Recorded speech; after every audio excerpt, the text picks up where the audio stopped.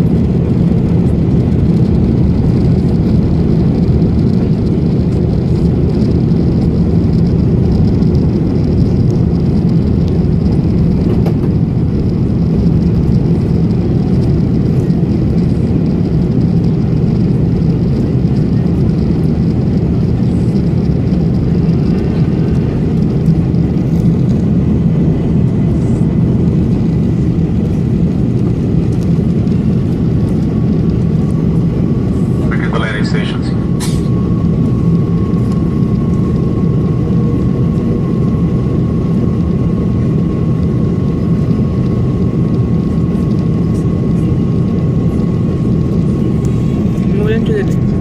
Umulan. Ulan. Parang basta yung kasada.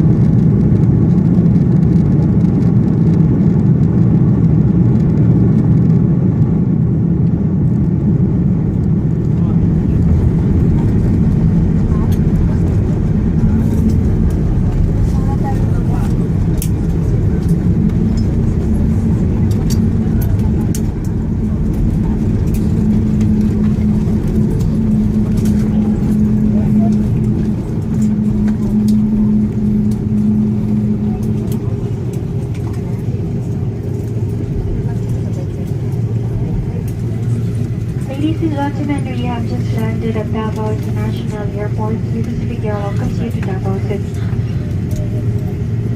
On behalf of your flight and crew, headed by Captain Brad and First Officer Ekay, with your cabin team on the flight, we thank you for making Cebu Pacific your airline of choice. Ngunit maraming salamat sa pagsakay ninyo sa Pacific Air Pilot Network.